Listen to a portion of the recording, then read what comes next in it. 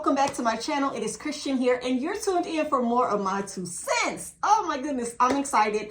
I'm back in the office, as you guys can see, okay? I will be switching it up, every now and then, giving y'all a little bit of this, a little bit of that. But for the main, for the most part, this is where we be, okay? So I had to come back because Harafe was angry. Now, y'all know Harafe is a residential pastor, bishop, evangelist, psychic, tarot card reader, palmist, whatever y'all want to call Harafe. This is what we're getting, okay? And if you're new to the channel, Harafe is a giraffe, okay? But we don't pronounce the G because it's luxury, all right? We get Harafe. There we go, all right? Okay, so Harafe should be in a better place now that we're back where we clearly belong, okay? It was giving very much shady, very much angry, very much where you been. So we're back, okay? I'm Christian, and this is my piece of the YouTube verse where I like to discuss an array of topics from religion, spirituality, family, marriage, relationships, and all things life in general, okay? There are 3 points that I make before I start any topic of discussion or dialogue. Number 1, you're not alone. Number 2, you're not crazy. Number 3, God, your creator, still loves you, and I do too. So let's get into it, okay? Today's topic is going to be one that I personally, I know from experience, I understand from personal encounters and situations that a lot of people have the capacity to encapsulate this quality, and it's manipulation, okay? It's manipulation. We all have the tendency to be a little manipulative. Personally, I think the first breach of this characteristic is childhood, babydom. Okay, when you're a baby, babies know how to manipulate situations, and y'all may be like, sis, babies don't know about manipulation. Yes, they do. Okay, I've seen it with my own eyes, and they may not know that that's what it is, but children can manipulate things easily and well. Be it intentionally or not, it's just something that you can do. I feel like it's a quality that we usually tap into based off of situations, circumstances, and the desired outcome that we want. But in today's topic, we're going to be talking about adult intentional manipulation and how to handle it, okay? How to really deal with emotional manipulation. I've been in this situation myself multiple times. In those times, it has always been on a religious or spiritual front where there's been manipulation going on. I have also dealt with manipulation in relationships, personally, my own relationship. And this was earlier on in the dating phase of things. We won't go into that part of it, but it does tie in on how to deal with it with these points that I'm going to make because it matters, right? And I wanted to give a clear definition for manipulation, just in case we've all heard it, and we know the terminology and what the expectation of it is and what people are doing. But you know what the funniest thing about all of these all of these, definitions? We will call people manipulative. We will call people toxic. We will call people narcissistic. We will call people bipolar. We'll call people all of these things. And we just, most of the time, people have a very surface knowledge level of what it means and what you're looking for as far as characteristics and behavioral traits.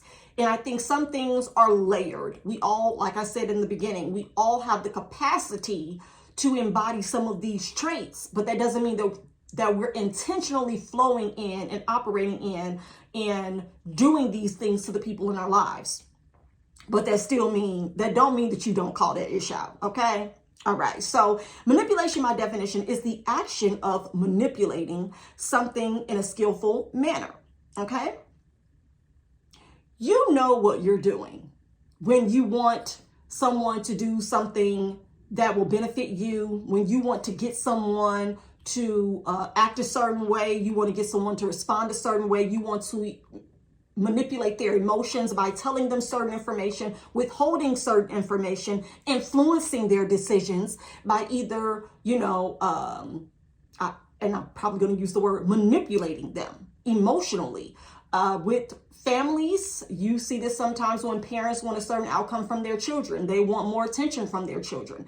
They want more time. They want more control. So you manipulate situations. You remove things. You insert things to get responses that make you feel better, right, about the outcome.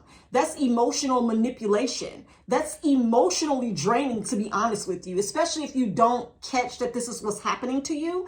You will literally find yourself in a ongoing, never-ending tunnel of toxic engagement with people if you don't notice it and you're not able to remove yourself from it. Call it out for what it is and then move on, right? The thing about manipulation is you want to sway other people's emotions. And as we all know, with me leaving church and not, no longer being a highly religious individual, you experience the most of your manipulation in settings where people want to make you believe something that they believe. They want you to accept something that they accept as truth. And the only way to get that to happen is to by first sway your viewing or your opinion on something. And they can only do that if, like I said before, they present you with certain information or knowledge that gives them the higher power. So let's go ahead and talk about the points, right? So first, when I was looking this up online, because y'all know my background in psychology makes me like all up in the mind. I love the mind. I love the art of the mind. I love the depth. And I know people say the mind is a terrible thing to waste. Well, this is true. This is so true, especially in manipulation. Manipulation can be broken down in 4 stages, okay? So let's go into it. Flattery. The first stage is when the person who manipulates puts on a facade of being kind, caring, and helpful. This is something that a lot of us can identify with. People want to be able to get close to you in order to invade, right, and separate whatever strength or leverage or abilities you have to like notice or defend self. You don't want that. So if I flatter you and make you feel safe, you're going to let your guards down. First stage. Second stage, isolation. This is when the person who manipulates may start to isolate you from your friends and family, or from people that may be able to see things for what they are concerning you and the person you're dealing with, and may be able to say, hey, you notice X, Y, and Z? You notice they've been a little bit this, or they're doing a little more than usual, or you're actually letting them a little bit closer than you let anybody. Isolation. Removal from what would probably be your sense of accountability, your sense of direction, your sense of right and wrong, or this is weird. You have none of that when you're isolated. And this is a common practice amongst a lot of these spiritual organizations and religions when they remove you from your foundation. They remove you from your home front where people can look and see and say, oh, that's not normal. Girl, you doing what? Or dude, you let them say what to you? You let them take what from you? Those kind of things are manipulative tactics to make you feel like, oh, we need to be together. We need to be around each other. We need to have our own community. People outside of us that don't believe or think or see like we do, we don't need them around. Well, isn't that the point of us being able to recruit other people? Like we got to have somebody else around us. No. I'm going to flatter you, be kind, make you feel like you're dependent on me and need me because I've come through in this way and I've shown up this way for you. So now let me bring you in more. My mind goes back to our pastor in Mississippi. When we first got married and we started going to his ministry at my mother's referral. Let's be very clear here. My mama definitely was the reason why we ended up over there. He was so flattering. He was so nice. He came and cut our grass. Like we had started going to the church and we had this nice home. Shout out to my sister-in-law for letting us stay in her house. When we got married, she didn't live there. So let me be very clear. It was just my husband and I that lived in this home. And it was a beautiful house. It was on a golf course. And child, we barely had furniture to fill it, but we was in there.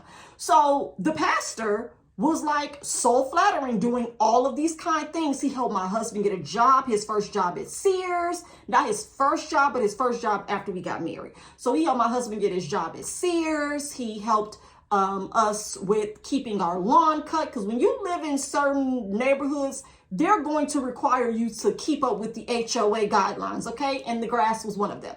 You shall not have grass higher than thou. Okay. And so he came over, he was cutting our grass like every other week.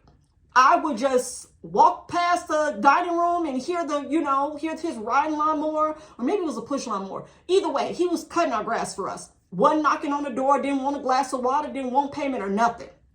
We just knew that Pastor such and such had came and cut the grass, and it was so nice.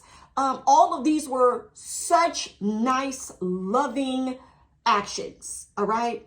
And then it would come a time where, as things continue to progress, the isolation part would show itself later on down the line with certain friends that we had, certain relationships that we were garnering with other people outside of our religious and spiritual circle. He didn't like that. And so there was always a question of our integrity. And this is something else you need to watch out for when it comes to manipulation. People always wanting you to prove yourself or demonstrate your loyalty to them by you cutting off other people or separating yourself from other things or, vowing your affection to them only. You cannot play in my adult face like that. I'm not going to allow it. Me and my homegirls don't like that. Like, I'm just not going to let you make me your protege. I don't operate like that. I don't want to be a mini you. So all the things you've done for me in the past that were nice, great. But if that was done from the heart, why do you want me to then turn around and have to prove something to you or give you something in return? A gift has no attachments afterwards. If you did it out of love, if you did it out of just pure desire to be, kind and generous and thoughtful and compassionate and caring, there would be nothing else attached to that. There'd be nothing else you'd be spinning a block to come back and get. So there's steps to this: the flattery, the isolation, the fourth stage of manipulation, devaluing, and gaslighting. Oh my God. This happens so often when people want to rank things lower than what they actually are so that you don't see the power or the benefit or the value in what you have, who you are, what you do. This is where the problem comes in for me with the whole phrase, to God be the glory. Oh, it was none of me. It was all of God. Oh, I can't take credit for that. Da-da-da. It's by God's grace and favor, or by this or that. I wouldn't be here today if it wasn't for... No. That's manipulative. See, if you can take self out of it, if you hold no weight or no power concerning these things that you're a part of, that you do, that has happened because of your presence or your knowledge or your action, or might I dare say your belief, that would make you see yourself at your true value and your true worth. Manipulation will devalue those things about you so that you feel more dependent, so that you are an easier accessible target to confuse or to sway. If you don't see your worth or your value, or someone's able to always turn back whether or not you did something you're accountable for it, or whether it was due to you and you're to be respected and praised for it, if I could take that from you, you don't know your worth. It's easy for me to swoop in and seem like I'm saving the day concerning you. Seem like I always have to come to your rescue. Manipulation. Because it takes nothing for someone else to give you your accolades. It takes nothing else from me. It takes nothing for me to be able to say, good job. I love that about you. That's great. No. Manipulation wants to devalue. Manipulation doesn't want to increase your stock in your knowledge and your value in self. And let's not get on the gaslighting of it all, where someone else tries to make you believe you're at fault for something that you didn't do. That is a huge red flag. When you know what you know, but someone else attempts to convince you that whatever happened is your fault, or it would have been different had you not done this. And it's like, okay, well, that wasn't me, or that wasn't my intent, or that's not why this ended up happening. It was because of this. It's because of that. I've had gaslighting happen to me so many times, and I've called it out every single time. You're not going to blame me for that. No, that was not my fault. I don't care if that's how that person felt, but that is not what my intentions were, and that's not what I did. You did X, Y, and Z, which has led to us being here today. Not I did this, you did it. And I'm calling you on it, but now you want to switch it because you've been revealed. You've been addressed.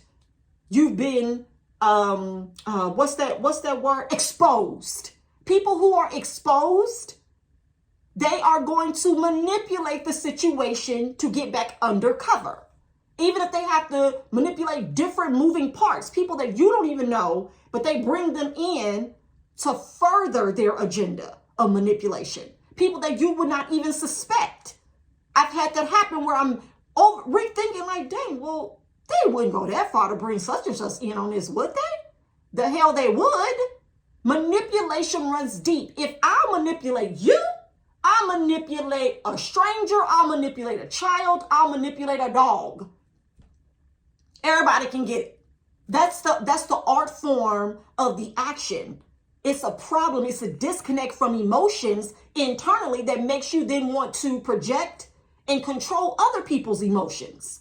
You're void of any kind of morals or integrity. So there's nothing going on up here that makes you say, nah, I shouldn't do that. That's wrong. Oh, let me leave them alone. No, I have a lot to keep up with, so I got to keep the circle going. Everybody got to get manipulated today, honey. Okay? No man left behind. Nobody. All right, the fourth point, fear or violence. So manipulation, as we know, I have a whole video about me saying I do not fear God. These are steps and points of manipulation, y'all. There's so much psychology behind why I say what I say, why I express myself the way that I do. You have to be clear, concise, and confident in your message and your understanding of things and why you operate the way that you do. When I left church, I received me back. I received my freedom, right? And that was a choice that I had to make for self. I couldn't make the choice for my husband. My husband couldn't make the choice for me. Maybe one day I'll do a video talking about that, how separate we are as individuals. Although we're married, we are not responsible for one another.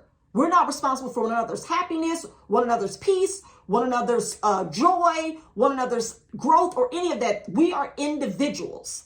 And when you join a lot of organizations, be them religious or not, you kind of commit yourself to their beliefs, their thoughts, their ways, their expectations. And it's sometimes based in fear. Many of the times when you're in a religion, it is all fear. It's all fear. It's very little love. It's very little joy. It's very little peace. You're always chasing after something. You're always trying to prove. You're always trying to gain, approval and clarity and acceptance. It's never just a calm. It's never just, I made this choice and I'm good. I'm chilling. I'm vibing. I'm cool. I'm kicking back and I'm chilling. I'm vibing. I'm cool. It ain't never given that. It's never given that. It's always given, I'm chasing after you. No matter what, I gotta prove. Like that, I know those aren't the words, not the prove, is do. But anyway, that's always the energy. So when you think of manipulation, fear or violence, right? I have done a lot of research. I've looked at a lot of documentaries. I've listened to tons of testimonials of people who have had horrible, poor experiences in organizations that they vowed themselves to, contracts that people have signed. Shout out to Scientology, right? Having you sign a 1,000,000-year contract on your life for their organization and their spirituality, but you are mistreated. You are isolated, right? They love bomb you with all of these good things. Oh, we're going to give you a place to stay. We're going to give you a job. We're going to give you this. You're going to be able to do that. You're going to be able to save people. You're going to be the answer to your family's problems. And then when you get up in there, it's fear and violence that keeps you. That stuff is not cool. That stuff is not right. It's not healthy. So when we think of manipulation, we think of these points that all of us should be paying attention to. When you notice the signs, when you notice these things, acknowledge them. That's why I start all of my videos off by saying you are not alone. You are not crazy. And God, your creator, still loves you. You are not any of the two things, any of the former things. You're not alone and you're not crazy. You're not the only one that's ever felt the way that you felt about being manipulated, being used, being bombarded with other people's expectations, being isolated. You're not imagining that those things are happening. You're not crazy. Stop overthinking it. It's very simple when you see it. It's a flag that is as red as my lips. It's happening. I ignored a lot of red flags. My husband ignored a lot of red flags. Hell, my family members have ignored a lot of red flags, and some of them are still in the same situations because they do not want to acknowledge the manipulation. I'm at a point where now when I'm talking to certain people, family, friends who are still in church, who still heavily in religion, I call it out. So number one is acknowledge. I've acknowledged it in my life.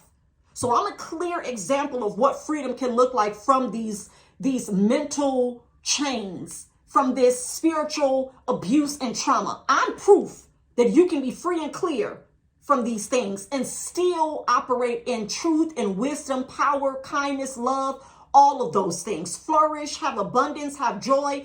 You can do that apart from what you are fearfully taught, fearfully indoctrinated into. And so you lose identity, and then you are constantly trying to like reach for the stars in someone else's sky. And I don't think that that's okay. So I'm at the point where now when I'm talking to certain people and they're sharing things and they're talking about things, and I'm just like, you don't see the problem with that? I call it out. So that's point 2 for me. Address. Do not suppress. Address. If you see manipulation, say something. If you notice it, address it. What can anyone do to you? They can't whoop you. What are they going to do? Condemn you and make you leave? That's the worst that they could do. And that's actually the best outcome. That you address it and they put you out. Thank you. You're doing me a favor. I wasn't coming back anyway, but at least I got to say what I wanted to. Conflict resolution has a place in every space if there's something going wrong. You are never out of order. You're never out of line for addressing something that is done against you. That is also fear and manipulation and make you feel like you're out of order for addressing things that you notice that are wrong. I've never been able to be condensed. You cannot stop me. If I see you doing it, I am no respecter of person. I've told y'all this before. I don't care if you're a pastor. I don't care if you're a bishop. I don't care if you're an evangelist, a prophet. I don't care if you are the Pope in that little glass container riding down the street. I don't care. If you do it, if you do something that's wrong, if you do something against other people, if you misuse and abuse power, authority, influence, I'm going to call you on it. Because what's the alternative of sitting up talking about you behind your back to all these other people that see it too? You can't do nothing to all of us. You can't do nothing to none of us, actually. But it's the fear of feeling like we're out of order if we address it. That's the first step of bondage. Well, not the first step.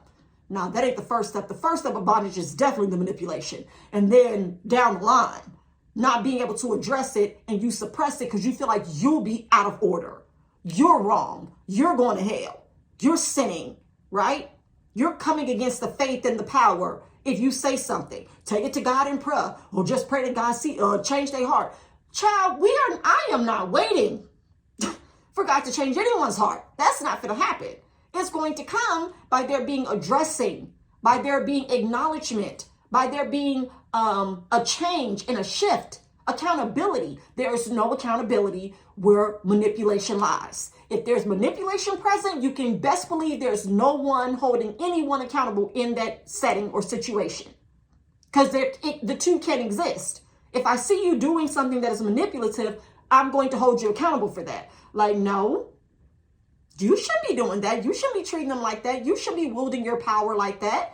You shouldn't be making them feel bad. You shouldn't be switching up stories and truth amongst people. You're sowing discord. You're being problematic at work, at the beauty salon, at the barbershop, at the grocery store. Manipulation does not have a specific space, a specific address. It can dwell in your home, in mine, in your marriage, in mine, in your business, in mine, on your job or theirs, because I don't have a job.